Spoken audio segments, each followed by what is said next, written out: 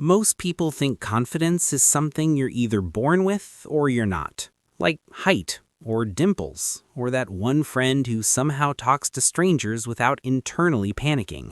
We look at confident people and assume they have some secret ingredient missing from our DNA.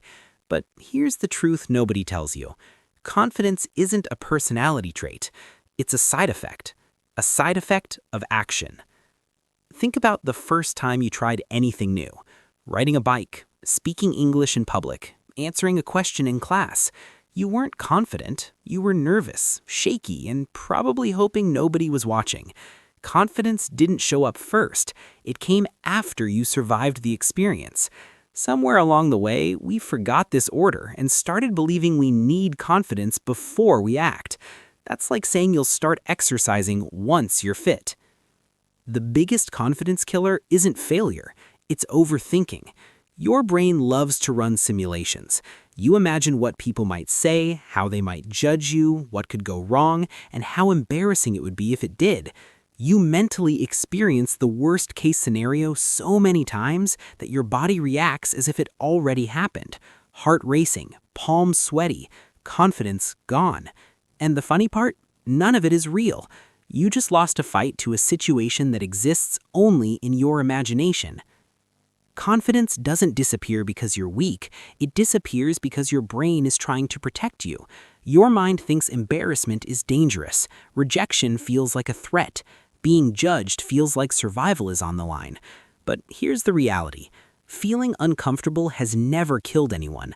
Avoiding discomfort, however, kills growth every single day. One of the biggest lies about confidence is that confident people don't feel fear. They do. They just don't let fear decide for them.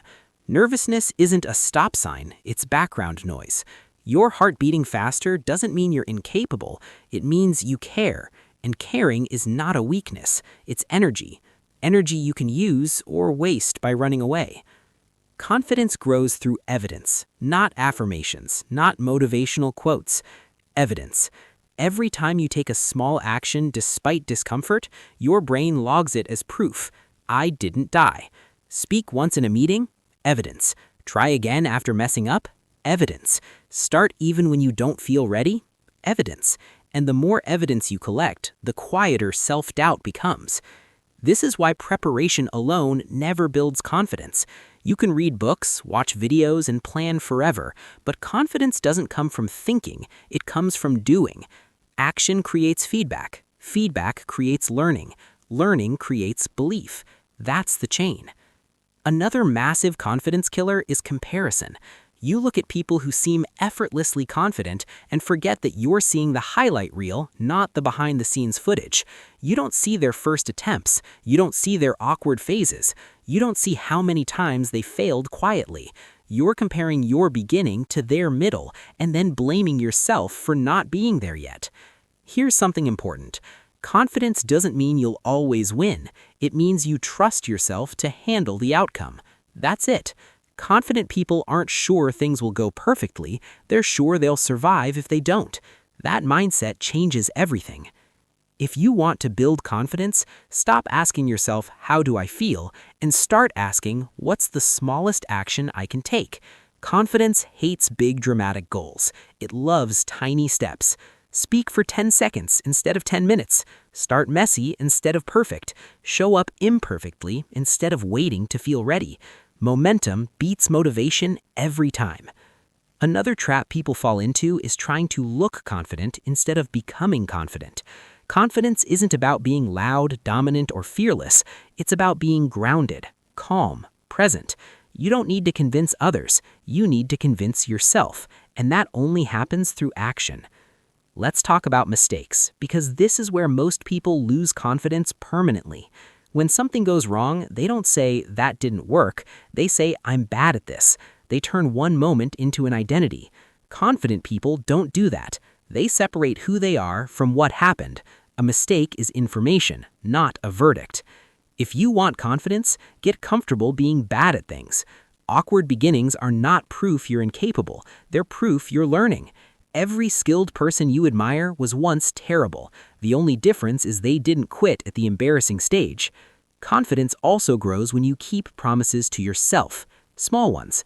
If you say you'll do something and you do it, your brain starts trusting you. If you constantly break your own promises, self-trust erodes. And without self-trust, confidence can't survive. Start small. Finish what you start, even if it's unimpressive, especially if it's unimpressive. Another secret, confidence increases when your life is aligned. When you avoid things you know you should do, guilt quietly eats away at your self-belief.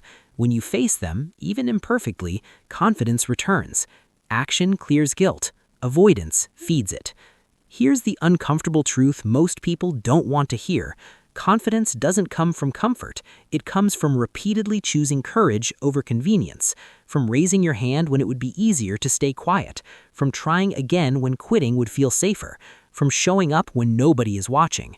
And no, you don't need to transform overnight. Confidence isn't built in one dramatic moment. It's built quietly, slowly, through hundreds of small choices that say, I trust myself enough to try. So if you're waiting to feel confident before starting, stop. Start first. Confidence will catch up. It always does. Because confidence isn't about being fearless. It's about knowing that even if things go wrong, you'll handle it. And once you truly believe that, confidence stops being something you chase and becomes something you carry with you everywhere.